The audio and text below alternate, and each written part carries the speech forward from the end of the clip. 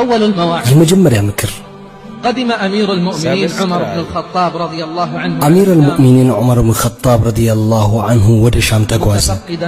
ሁኔታውን ለመመልከት فزار صاحبه أبا الدرداء في منزله የጓደኛውን የአበደርዳን ቤት ይዘይረው በማታ መጣ فدفع الباب በሩን ሲገፋ فإذا هو بغير መቀርቀሪያ እንኳን የለውም ثم ከዛም دخل في بيت مظلم ምንም ብርሃን በሌለበት ጨለማ ቤት ውስጥ ገባ فلما سمع أبو الدرداء አቡ رضي الله ደርዳ عنه በሰማ ጊዜ ኮቴውን قام إليه ተነሳና ورحب به አስተናገደው ثم جلس الرجلان ከዛም ሁለት ጓደኛሞች ተቀምጠው يتفاوضان الأحاديث ጨዋወቱ ጀመር والظلام يحجب ጽልመቱ እየበረታ منهما عن عين አንዱ አንዱን ይሸፍን ያዘ فجس عمر ዑመር ዳበሰ وساد أبي የአቡ الدرداء ደርዳን ትራስ فإذا هو بربعة ቁርበት ነው وجس فراشه ፍራሹን ዳበሰ فإذا هو حصى ደቃቅ ጠጠር ነው وجس دثاره ሚለብሰውን ዳበሰ ወይም ብርድ فإذا ልብሱን هو كساء رقيق ስስ ኩታ ነው لا يفعل شيئا ለሻም في ብርድ برد ምንም الشام. አላደረገም فقال له عمر ዑመር አለው رحمك الله አላህ يا ይዘንልህ أبا የአቡ الدرداء ደርዳ ألم أوسع عليك አላደረግንልህም ألم أبعث አላክንልህም فقال له أبو أبو الدرداء الدرداء አለው أتذكر يا عمر ዑመር ግን ታስታውሳለህ حديثا ሐዲሱን حدثناه የነገሩንን رسول الله ረሱል ሰለላሁ ዐለይሂ ወሰለም قال عمر ዑመር وما አለው هو؟ የትኛው ሐዲስ قال አለው ألم يقل አላሉንም እንዴ رسول ረሱሉላህ ሰለላሁ ዐለይሂ ወሰለም ለኛ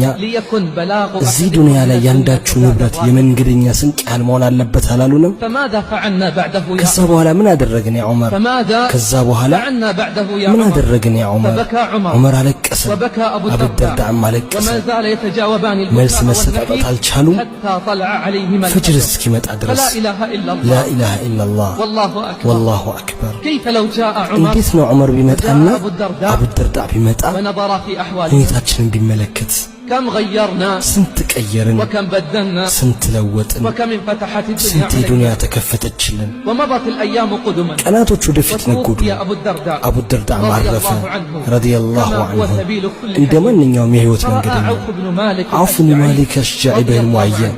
ረዲየላሁ ዐንሁ رأى አየ فيما يراه النائم በተኛ ውሃ ላይ رأى مرجا أخضرا የተንጀረገጉ አረንጓዴ فسيح ቅጠሎች الأرجاء ልምላሜው የሞላ الأثياء ማራኪ فيه መስህብ قبة ያለው عظيمة እላዩ ላይ مهدبة ትልቅ የቆዳ ድንኳን አለ በዙሪያው غنم رابضة የተንበረከኩ لم تر ፍየሎች العين አሉ مثلها قط አይን አይቷቸው فقال የማያውቅ لمن هذا ይህ ለማን ነው አለ هذه ይህ لعبد الرحمن بن ለዓብዱራህማን ብን ዐውፍ ነው አሉት فبينما هو يتأمل እሱ في ተመስጦ حسن በመደበብ ملكه እየተመለከተ وبهائه اطلع عليه عبد ዓብዱራህማን الرحمن ብን بن ዐውፍ عوف من القبة ከድንኳኑ ወጣ وقال يا ابن مالك አለው የማሊክ هذا ما ልጅ ሆይ أعطانا الله ይህ عز አላህ وجل አዘ على ወጀል القرآن. የሰጠን ነው በቁርአን هذا የተነሳ ما أعطانا ይህ الله አላህ عز አዘ ወጀል وجل የሰጠን ነው በቁርአን ولو ሳቢያ أشرفت على هذه ይህንን الثنية ኮረብታ አለፍ ብለህ ደግሞ فرأيت ما ብትመለከት لم تر عين አይንህ አይቶ ማያውቀውን ታያለህ وسمعت ما لم تسمع ጆሮ ሰምቶ ማያውቀውን ووجدت ትሰማለህ ما لم يخطر على በውስጥህ قلبك መጥቶ በማያውቀውን الله عز ታያለህ وجل አላህ لمن ያዘጋጀው ለማን ይህንን أعده الله لأبي አላህ الدرداء ያዘጋጀው ለአቡ لأنه ደርዳ ነው كان ምክንያቱም يدفع عنه الدنيا ዱንያን ከራሱ ላይ بواحتيه በሁለት وقدر. እጆቹና በደረቱ وصدق ይገፋው الله ነበር العظيم. አላህ እውነት